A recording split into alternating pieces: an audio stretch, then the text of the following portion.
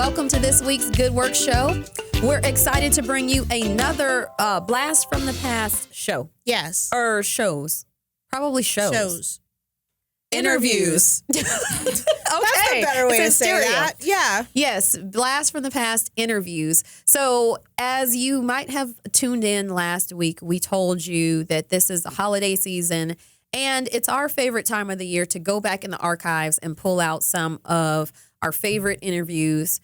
We've got lots of favorites. I think everybody on the show is a favorite. Basically. But we pull out some of the ones that we think would be great to rehash around this time of year. So we've got some standouts for you that are going to be coming up after the break. And the first one is going to be our buddy Raphael Holloway from Gateway Center. Are we still calling him our buddy? I kind of, yeah. Okay. Yeah, he made a joke about us recently, so we're going to let it slide. But yeah.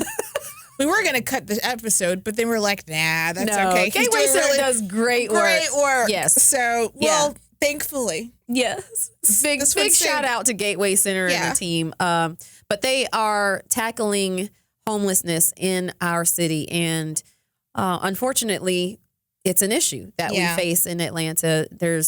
For a variety of reasons, people find themselves without a home to go to. And so we thank Gateway Center and Raphael for all of the work they're doing, but we want you to hear about that. We know him. He's been a friend of the show. He's been on a couple of times. We know the work that they do. But if for those of you who do not know, there's lots of resources. They have lots of partners, and they're doing just great work. So we want to make sure that you have an opportunity to hear about it, learn about it, and then if you so choose to support the organization, want you to be informed. Yeah.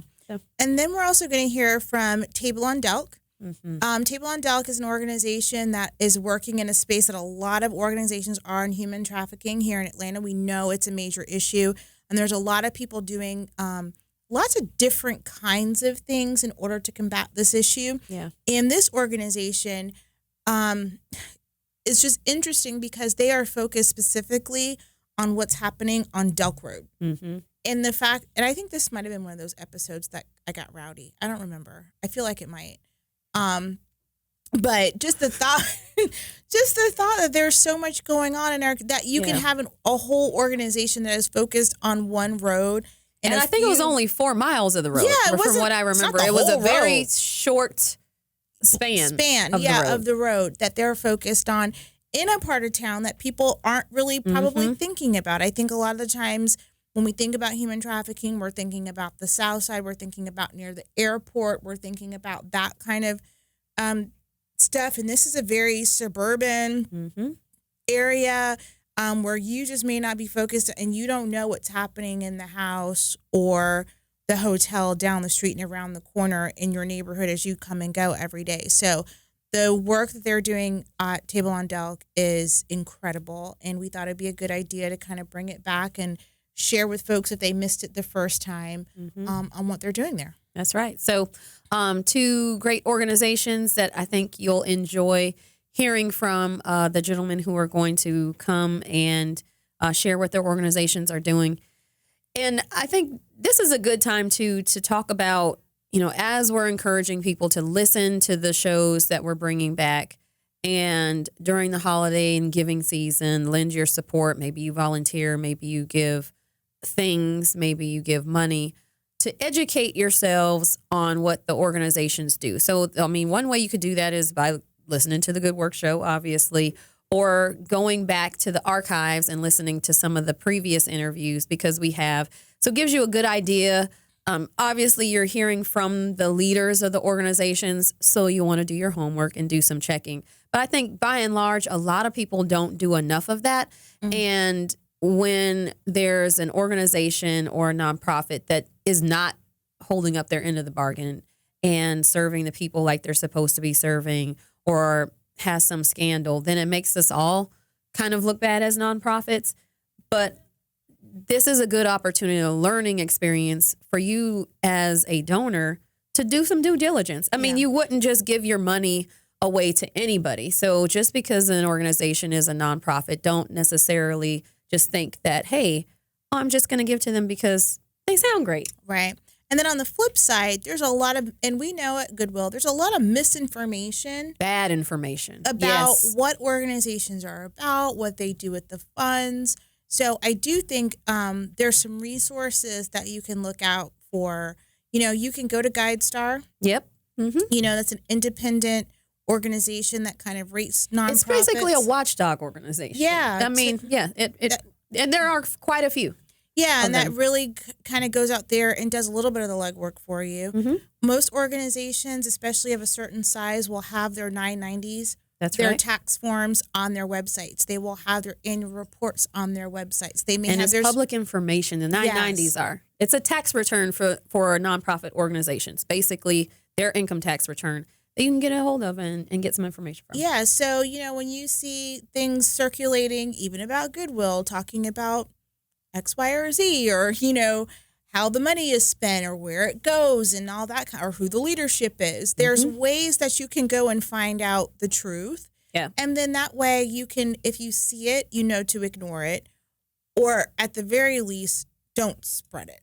Yes. That is. Spread it. Because that's one of the things that all nonprofits have to work against. A lot of times we're out there trying to spread the good word about what we're doing, but then you also have to spend time combating misinformation. And we all know social media, while fantastic platform for a lot of organizations to be able to share the work that they're doing, that is so much, I'm sure there's studies, I just don't know what the real answer is, on how much more quickly bad information. Oh, for sure. What is it like? Bad information can circle the globe, a lie can circle the globe before the truth puts its pants on, or something like that is like the quote.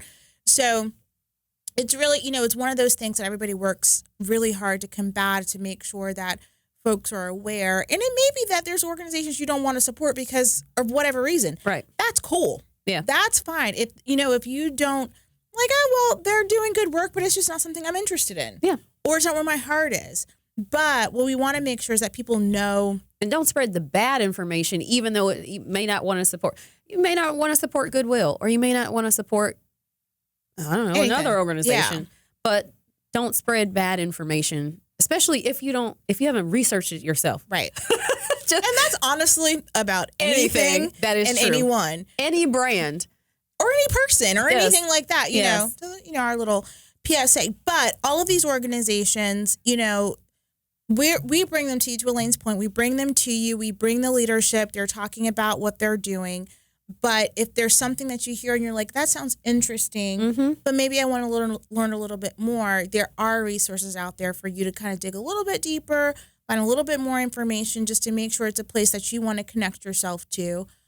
We think that a lot of the organizations that we've talked to, many of them, most of them, are great. Yeah. And, they're a good place. They're doing great work. They typically bring stories with them. They're able to share some real world examples of the good work that they're doing. We believe in them. But do your homework if you want to get a little bit more information. But this is, it's downtime. You may have a little downtime around the holidays, and folks may have a New Year's resolution to get involved and do a little bit more. I want to volunteer a little bit more next year and that kind of stuff. And that, if that isn't your New Year's resolution, perhaps it could be. Just a suggestion. Think before you donate. That is the message of the day. Think before you donate. Do a little bit of research, and you can always visit the nonprofit. Yeah. If I would red flag if you're giving to someone and you say, "Hey, I want to come by and just get a tour," or "I'm a donor and I'd love to see more and learn about the work that you're doing." If they say, "We're not sure about that," that's a red flag. Yeah. So there you go. I think you can always go to the place. If there is a place. If there is a place. Or the website, it's great. I mean, you can find out a lot about an organization by perusing their website. Yeah. So take that little piece of advice. Yeah, there you go. So yes, Gateway Center and Table on Delk will be coming up after the break. We hope that you all are enjoying your holiday season. And we intend to enjoy ours as we bring you some of our favorites for the next couple of weeks into the new year for 2020.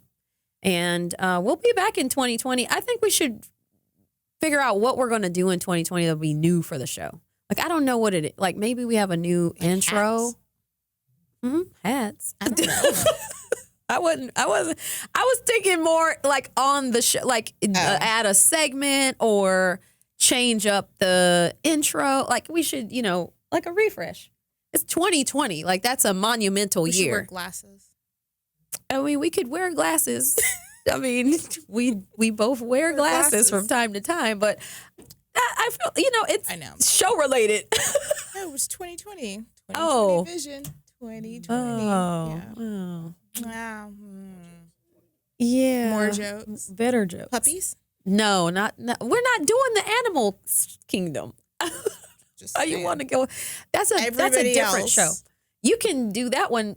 I'll come in and guest host with you sometimes, but I'm gonna let you do the animal show by yourself. Well, I only want like 3 shows. That's like I'd want bunny rabbits. That's I'd want just like a series. That's a mini series. it not is a like show. baby otters and like a puppy.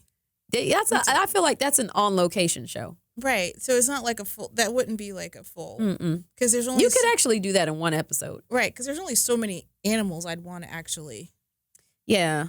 Well, we'll Visit. if you have any ideas on how we could refresh the show in 2020 with something cool, interesting, that aligns with what we're doing. The whole show is about highlighting the good work that nonprofits Don't get out of do. control. Yeah, not bringing in endangered species, which is a great. We've had organizations that support endangered species on the show.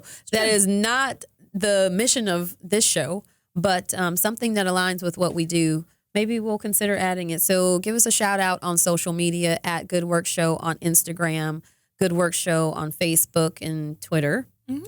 Or you can email us at goodworks@ging.org and just give us an idea. We'd love to hear the ideas about what you think we could do differently, better. And maybe there's more nonprofit topics that you want to hear about. So anyway, we'd love to hear from you. After the break, you're going to hear from Raphael Holloway from Gateway Center. You're listening to The Good Work Show. To learn more about the show and how your company can tell their story, like us on Facebook and follow us on Twitter. Audience, welcome back to The Good Work Show. We have a really special guest with us. We've got Raphael Holloway, who is the CEO of the Gateway Center. We have had Gateway Center on, it's been over a year since you've been on the show. Yeah. But you were calling in, and now we got you live and in person. Glad to be here. Yes. So for those few people, because Gateway Center is all over the place. So for those few people who may not know what Gateway Center does, explain to our audience what Gateway Center is all about and what your mission is. Absolutely. Well, first, I want to thank you all for having me again and the opportunity to share about Gateway. Gateway Center is a homeless service center, and I'm specific about calling it a homeless service center versus a shelter. Shelter usually creates a thought of just beds and covering, and it's much more than that. We are an organization that's been providing services to the homeless community of Atlanta since July of 2005. We annually serve about 10,000 individuals, and that's 1,200 in our residential program, where we have 490 beds of housing available. As an organization, what we try to be to community is a starting point, which is where the name Gateway came from. So it's that gateway or starting point for individuals that are experiencing homelessness and just want to maybe get basic needs met initially. You can access showers, phone, healthcare services, IDs, birth certificates. And then through that relationship that's built through accessing basic needs, then you can decide if you would like to try to secure additional housing, short-term housing, or quote-unquote shelter beds. And then from that shelter bed, we provide intensive case management that helps with linking people to long-term housing solutions. And then we partner with other agencies within the city to provide wraparound supports to our clients. Wow. That's a whole bunch of stuff. Yeah. Absolutely. So 490 beds makes you probably one of the largest, if not the largest. Second largest. Second. Atlanta Mission, I believe, has more beds than we do. Okay, but that's a lot. That's Absolutely. Yeah. And plus, and plus. All Yes, the other. that's exactly Yeah. right. So talk to us a little bit about the history of the organization. So we're 14 years this month. Yes. So talk to us a little bit about, so happy anniversary. Yeah. Thank How you. did it come to be? So how did this, like Elaine said before, everybody knows now about Gateway and all the good work, and well, not everybody, but enough people know about it. So how did this whole thing start? Well, we have the pleasure of having our history being connected and anchored to a thought and a concern that was initiated by then Mayor Shirley Franklin. At the time, there being a number of homeless service providers in the city, Mayor Franklin recognized that it's very difficult for people experiencing homelessness to access services. So she made a request to United Way. United Way convened a group of individuals to make an assessment. What were the best practices throughout the country that ensured that people could have improved access to services and thus linked to short-term residential beds. And what was discovered in all the different strategies was a model that was this wraparound model, this one-stop shop. And so the team gave the recommendation to Mayor Shirley Franklin. She looked at the city's resources, and at the time, the facility that we're in is the former Atlanta City Detention Center, and it was vacant. So a committee was put together, some documents were drafted, and that launched what is now the Gateway Center. There was a fundraising campaign, obviously, to rehab the building, to try to soften the look of the building because it was a correctional facility, to make it more welcoming and inviting for social services. But that's where we got our start, and I'm really proud and excited to be the offspring of an idea to be innovative and creative, to create something new to support people in need in Atlanta. Yeah. I think that's a great story, though, taking something that was once vacant and negative, but turning it into something super positive in a way that people want to come and not people where they want to get away from. Right. Exactly. So you mentioned short-term homelessness, but there's also chronic homelessness, and I think we got into this the last time we were talking about it. But give us some insight into what that means for people who may not, kind of be aware. They probably know what it might mean, but they may not know all the ins and outs of it. So in our population of homelessness in the city of Atlanta, which is about 3,000 individuals through our point-in-time count that have been identified. Some will debate the number, but for the city of Atlanta, that's a close count, and it's a measure that's being used, a way of measuring that is standardized across the country and has proven to be the best way for us to get some general idea of the epidemic here in Atlanta. So from that 3,000, a lot of people are cycling in and out of homelessness. So we may all know someone that had a 30-day stint, 6-month stint, but chronic homelessness are those individuals who have had longer episodes of homelessness. And so anyone that's had 12 months consecutively of homelessness would be considered chronic, but not just 12 months. It has to be 12 months and also with a disability. So oftentimes it's a medical condition, positive HIV status. Those individuals get prioritized as being chronically homeless. Also, you can have 3 different episodes of homelessness within kind of a 2-year period that totals the 1 year, and it could also be defined as being chronically homeless. Why that's done, why delineate? That's really a HUD definition that is used to help with prioritization, because the goal is to leverage the sometimes limited resources to ensure those most in need are being helped first. Not that we do not want to help everyone, but if we can address those that are most in need, that we recognize will have the most challenges with self-resolving, then we try to identify and target those for our services. Cool. So I think we might have touched on this a little bit just with the idea of the wraparound services, but I just really want to make it really clear for folks how the work that the Gateway Center is doing differs from, like what we talked about, not to diminish anything that any of like the shelters or because that stuff is absolutely necessary. I mean, it's how hot is it outside right now? And nobody wants to be standing out there in that heat. I complained about my air conditioner not working, and I was like, oh, woe is me. I couldn't sleep because it was hot one day. But when you think about that in areas, especially here in Atlanta, it's incredibly hot. It gets incredibly cold. So we don't want to diminish that, but how does the other stuff at the Gateway Center differentiate and make it just different? Not better, but just different. Oh, we're going to say better. My colleagues, we have friendly competition. Okay, cool. But we should all be competing to be the best, and that ensures that our guests that are served are getting the best type of service from each of us. So what makes us slightly different, I think, again, my colleagues in the space would share, is that Gateway was designed to be a collaborative space from the beginning. Mm-hmm. So this partnership that we have, which is right now consists of on-site, about 12 additional service agencies come on site, scheduled weekly to be at our location, to be part of the fabric of what Gateway is and what we can offer to community. Not that organizations hadn't partnered in the past, but to be a scheduled, ongoing partnership, leveraging resources to ensure that really our missions align to have the same desired impact. It was called a wraparound model initially, but it's really a collective impact model that we're saying that, okay, we're never going to have limits in how much there will be available in funding.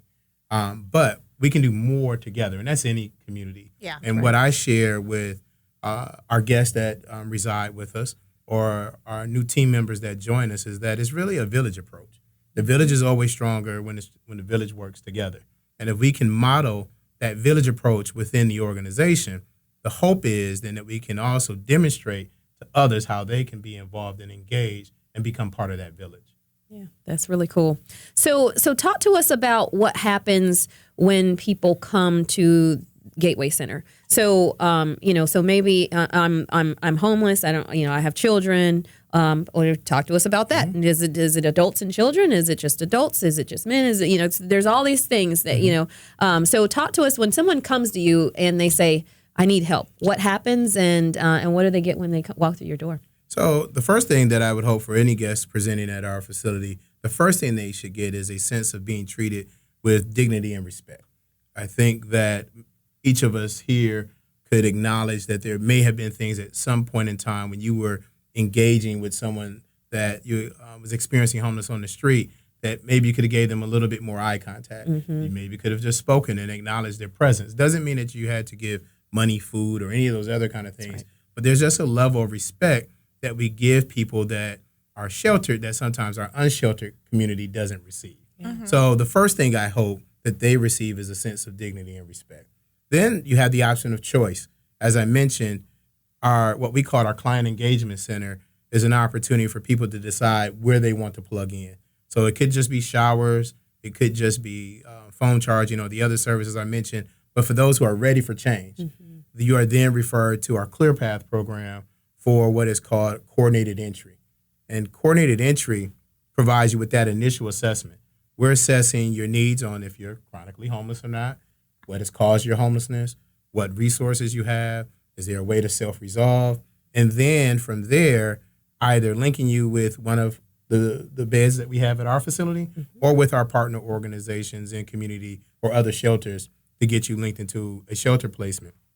And so that's pretty much what people can expect. They have choices. And so we want people to feel empowered, but we also want you to still have a choice. Yeah. And I'm sure that's a big deal. That is a big deal, a lot of folks, if you're in a certain situation, you don't feel like you have choices and options. So on top of giving folks some respect, you're also giving them ways to define for themselves what their path is forward. Yeah. And I like the opportunity, what you mentioned about Gateway, where there is an opportunity just to come in. If you just want to shower, if you just, because I'm not ready, everybody isn't ready for that. And so I think that's awesome that you have those multiple doors in which you can walk into.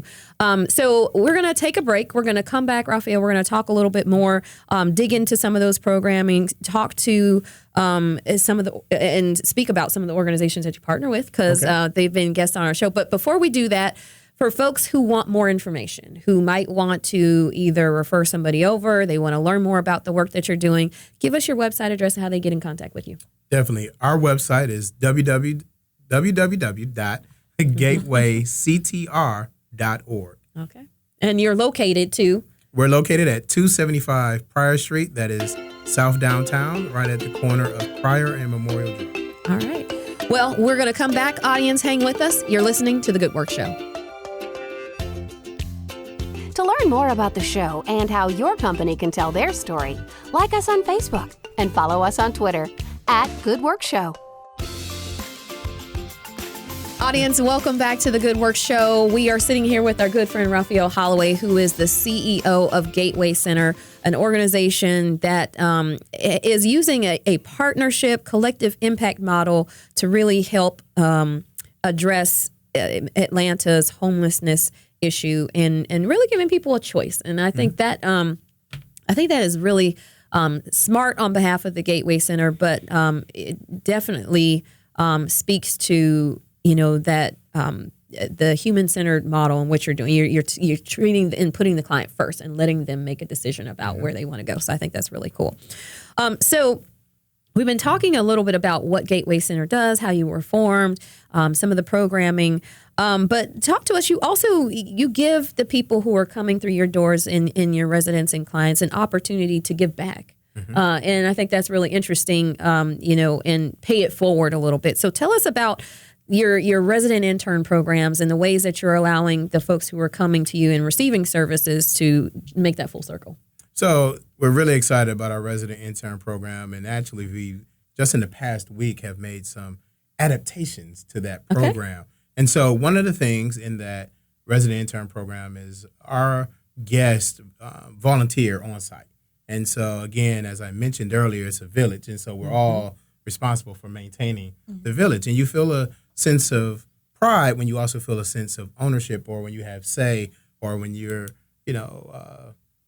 cleaning certain areas or monitoring certain areas, then it also models for others. The other piece that we've done with our resident intern program is to really lift it up. So in the past, through this volunteering opportunity, we, through our fundraising, provided the guys with a stipend. More recently, a new partnership with WorkSource Atlanta, the Atlanta Workforce Development Agency, we've been able to actually turn it into a true paid internship opportunity. That's fantastic. Oh, wow. So we have lifted it up and transformed what we were providing before into structured learning programs. So, for example, we have a culinary training program where the guys go through 10 weeks with us, but as part of that 10 weeks of classroom time and actual work. And so WorkSource Atlanta has leveraged their funds to actually pay these gentlemen an hourly wage while they're in the training program, which oftentimes was the reason why people wouldn't participate in the training program, because you were doing it for free. That's right. So now we see that a lot too. Absolutely. Yeah. So now we have that opportunity for you to not just get a job, but you can now start building plans towards a career, earn a wage, and it's a competitive wage. It's for the culinary program, the guys are earning about $11 an hour. Nice. We're actually about to start a custodial maintenance training program. Those gentlemen will earn $13 an hour. Fantastic. The wage is based on market, and it's about $1 less than market, but it's so that when they get hired, they can move forward. That's right. And so we've been able to leverage that relationship to then enhance some of the other private-public partnerships we already had with local hotels, convention centers, as well as restaurants, to create a path that not only will you be trained, earn a wage, but can be placed into employment. Yeah. So we're really, really excited about our resident intern program and how it has evolved to better meet the needs of the guests that are in our facility. See, now you're speaking our goodwill language. I thought you both might like that. Yeah, hearing all these things.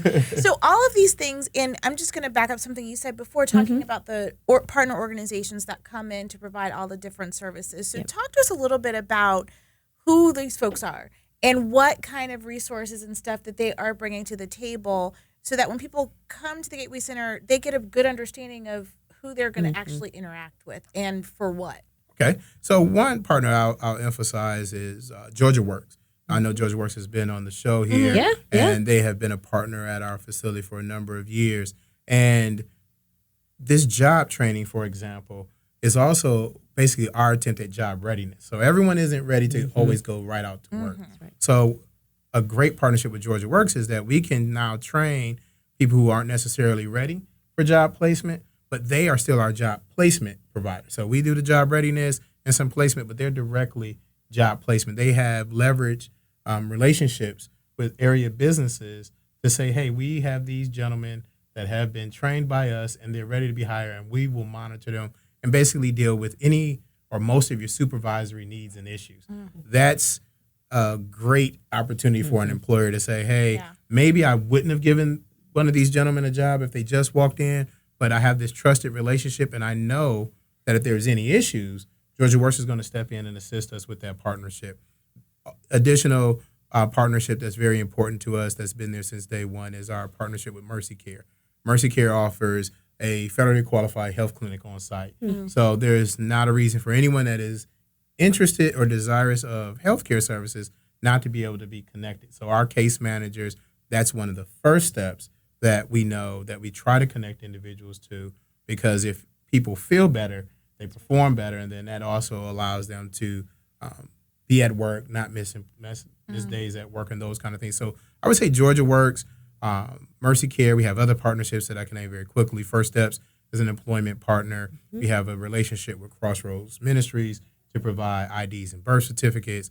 We work with, and that's a big deal. That is a huge That's deal. a big, and I think that's something, and I don't want to rush past that, because if you need a job, the first thing that they ask you for is some sort of identification. Absolutely. And we've talked about it even within the context of other things. We've talked about folks who need, ID to vote. Yep. Or, other things. But that, I think, is a huge, it's thing for folks to know that they can. And then have you that also as- feel like you have something, though. Yeah, I am somebody. I am somebody, and I can show you. absolutely, Yeah. absolutely. And so that's a huge partnership. Then also aligned with our wellness efforts is the partnership with Back on My Feet, which is a run club. I think many people are surprised that there's actually a run club of formerly or still currently people who are experiencing homelessness that get together 5 o'clock in the morning.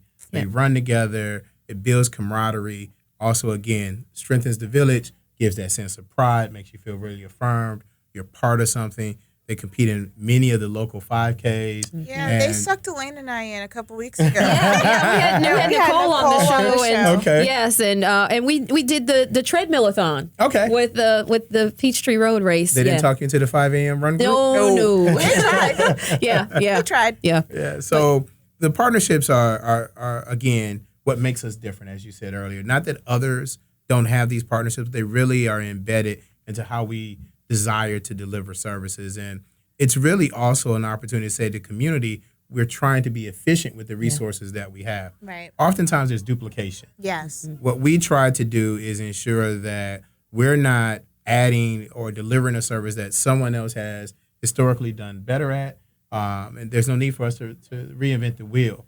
And so we leverage those partnerships, bring those partnerships in, and then we listen to clients. We have a client survey that we administer once a month to all of our guests, and we can hear from our guests what would they like to see as a service, and we build those partnerships that way. Additional one that I would just like to point out is with University for Parents has been providing a fatherhood group for us, and it's really been, again, transformative to the men who have participated in that group, because it really digs in and starts to look at, before you can parent, how were you parented to? What is your experience as being a parent? Because that oftentimes influences your success or your lack of success at being a parent if you haven't really addressed some of those issues. So, again, a wide range of services are available, again, for those who choose and want to participate in them. Yeah. Cool. So we got about 3 minutes left. I'm going to put you on the spot a little bit, though, and ask you, because you mentioned the client survey, and I think that's a real interesting part, again, going back to putting the people that you serve first,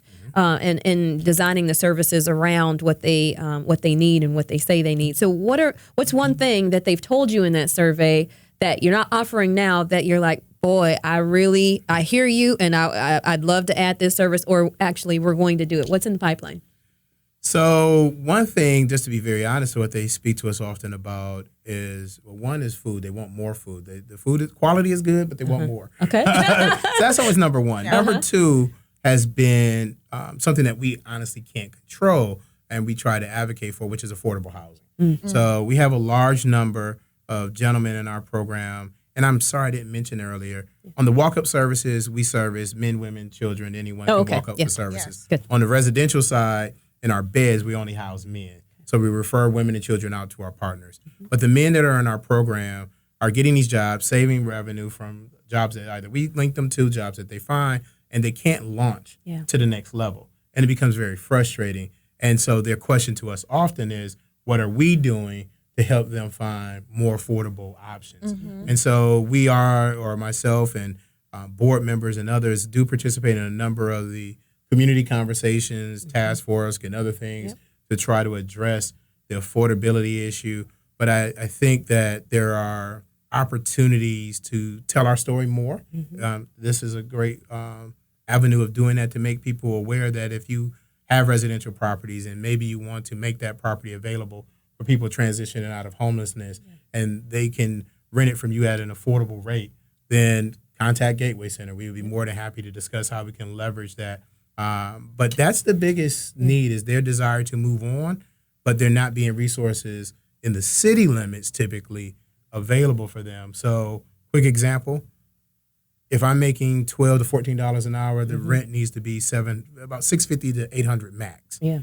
That's very difficult to find. Yes. Absolutely. In city limits. Yeah, it's very difficult to find outside city limits or anywhere. To today's, Exactly. Or Yes. accessible to transportation to get Exactly. to jobs and all that. Yeah, kind you of know, stuff. and for people just getting back on their feet, they need to be close to work so that they can get there and create those habits of doing all of that. Absolutely. And they probably, again, transportation is going to be a Adding big one. child care issues, Yes. getting back to child care facilities in time, and then the Absolutely. fees associated with being late and not having transportation. So those are the main things that we get often, is how can Gateway or others help them with accessing more affordable housing. Yeah. Well, you know what? That's a song that we need to sing across Atlanta for a lot of different people. So last couple seconds, give us again website address, how people can learn more, how they can support the work that Gateway Center is doing. Gateway Center is gatewayctr.org. Best way you can assist us is through your time, talent, and treasures. We have a volunteer program with about 6,000 volunteers a year. Your talents, we have skilled volunteer opportunities. So that if you have a specialty that you want to bring, accounting, marketing, graphics, whatever it may be. And then obviously your treasures. And that treasure can also be time or money. But funds help the world go around at Gateway. That's right. So That's right. Again, thank you for having me. Absolutely. Thank you so much, Raphael. And big shout out to everybody who is working at Gateway Center. Thank you. Yeah. You're listening to The Good Work Show. To learn more about the show and how your company can tell their story, like us on Facebook and follow us on Twitter @GoodWorkShow. Audience, welcome back to The Good Work Show. We are excited to have Scott Williford with us. He is the co-founder, right? Co-founder of the Table on Delk. So welcome to the show. Thank you. Thank you for having me. I'm excited. Yes. Well, so we're excited because you and your wife founded an organization called the Table on Delk. Why don't you tell our listeners and our viewers all about what it is, what you do, and your mission? So the Table on Delk came about for over a number of reasons and a number of things that have happened in our lives. But our focus is helping women and children that are either at risk or currently being sexually exploited on Delk Road in Cobb County, just 2 exits outside of 285. Wow. Yeah. And that is so specific. Yeah. So I have other questions, but I actually, and this might be, it is. I'm going to skip down to the third question. That's fine. On my little trusty list. Why this organization and why Delk Road? Because I am unfamiliar with what's happening there. So tell us. So my wife and I have both always been very involved, and we've had our family very involved in different types of outreach and mission work and ministry. And she had been very engaged with another organization here in Atlanta called Out of Darkness, which is the anti-trafficking arm of the Dream Center. And she did pretty much every role that could possibly happen inside that organization, except for being a paid position. And she was working with what they called the jail ministry, where they went into jails and they would visit with girls that were identified as being sexually exploited. In those conversations in Cobb County Jail, a girl said, "Oh, you're that group that goes out on Fulton Industrial Boulevard and talks to people and helps them get off the streets. Why don't you do that on Delk Road?" And my wife was like, "Delk Road, that's the exit we get off to go to East Cobb." And what do you mean? And she gave some more information. And so over the next several months, God made it very, very clear to us that we were the ones that were being called to go to those people. Yeah. And that's how it started. Wow. So I know people have heard, and if they've been listeners of our show, they've heard us have other organizations on that that are working to tackle this issue in our community and in Atlanta. And just remind everybody, though, how large the scope is, because you mentioned Fulton Industrial. You also mentioned Delk Road. There are pockets across our area, unfortunately, where, women, children, young boys, men are being, trafficked. So talk about how big the numbers are. So what most people are shocked to find out that in Metro Atlanta alone, statistically and mathematically, it's over a $300 million illegal sex industry. Jeez. Just in Atlanta. $300 million. And that's just Atlanta. And the other stat that I quote a lot is that the Johns are not flying in. They're not convention workers. 70+% of the Johns live north of 20 between 75 and 85. Wow. Most of 40-something% of them live between Marietta and Johns Creek. And it's not just Fulton Industrial. It's not just Cheshire Bridge Road. It's not just Delk Road. I live off of Sandy Plains Road in Cobb County, and I drive by 3 exotic massage parlors on 6 miles of stretch of a road in suburban Cobb County. Wow. So it's everywhere, and it's a bad problem. And Atlanta, there's a stat that goes around sometimes that Atlanta's the worst city in the country. But how that came about is they were alphabetically number one time. But they are in the top 10. Yeah. Well, it's or not the good. worst 10. That's for true. sure. Yeah. So I feel like I'm just going all completely off track. So just bear with me. But so you talked about, you live in, suburban Cobb County. I live not far from there. Areas in town that I think it's important to talk about, because I think this issue comes up. I know we've had guests on the past where it was right around the Super Bowl, or it was right around these big events, like you were talking about, these big conventions. And that's where people think when we talk about this issue that it's surrounding those kinds of things, and maybe it's happening in different parts of town.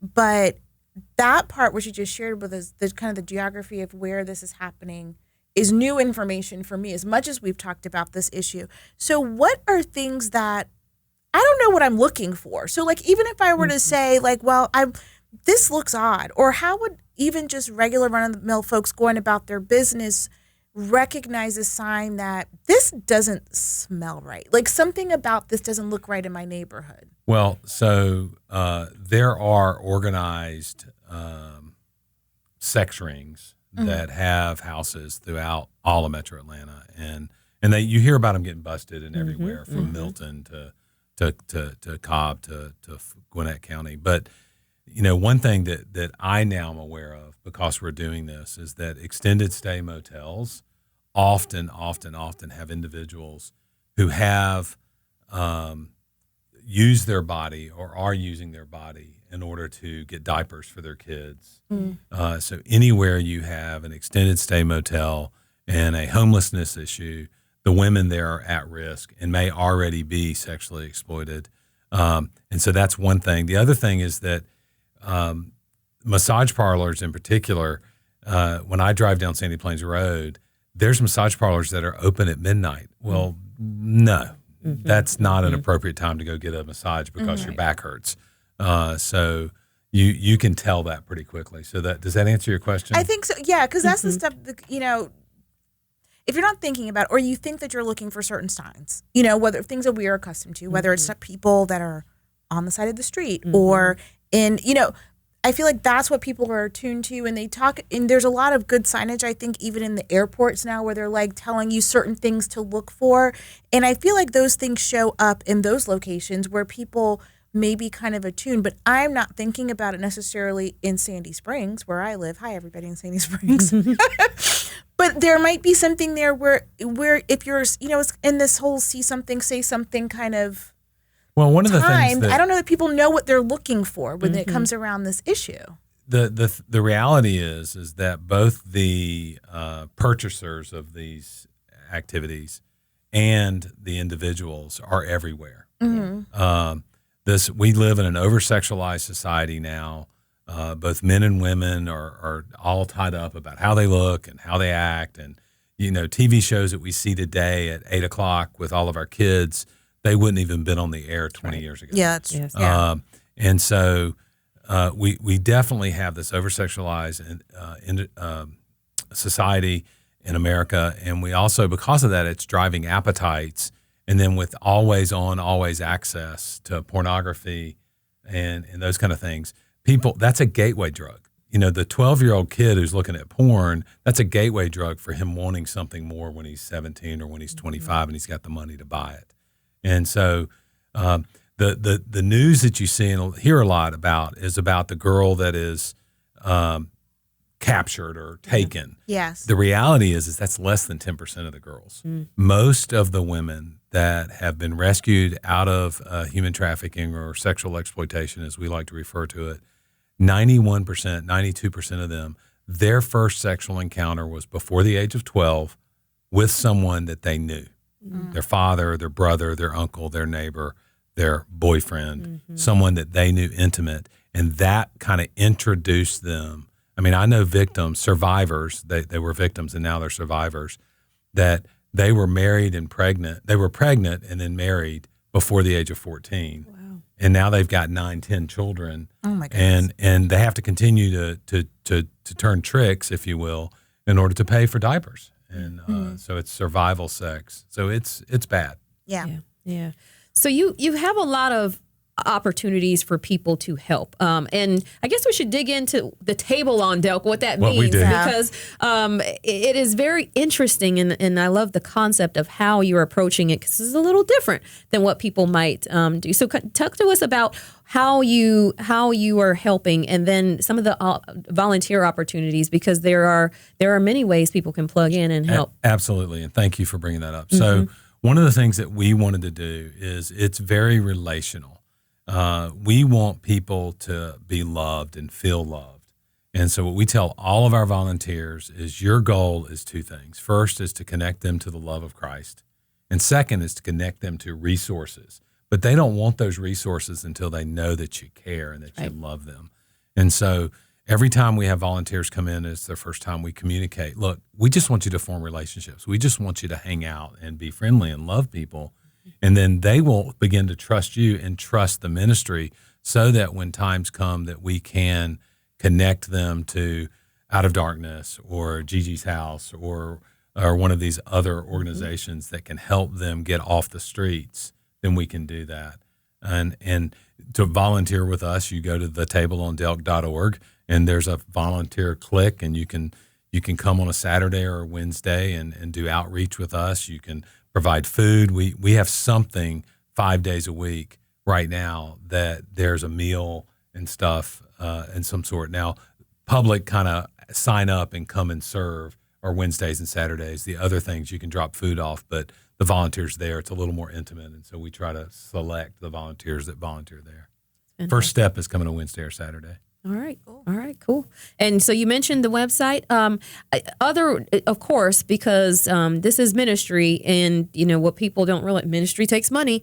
So there are opportunities for people to support you financially as well. So on the website, our number one needs people. People. That's the most interesting thing, is that we felt, my wife and I both felt, that we didn't want staff, and instead we wanted 100% of the money to go to ministry. Fantastic. So we don't have any staff. And so all of the proceeds that we raise go directly to the ministry. And we've expanded what we offer because of the generosity of the public and generosity of our connections, so that now we're helping women. We're helping pay for some of those treatment programs. We're helping victims who have come back into society integrate by providing them places to stay and connections and stuff like that. But they can donate for sure. It still takes money. Yeah. Well, Scott, appreciate all of the work that you and your wife are doing. It's an honor to talk to you, have you on the show. The Table on Delk, everyone, please go to the website, give, support, volunteer. Thank you so much for stopping by the Good Work Show. Thank you. It's been fun.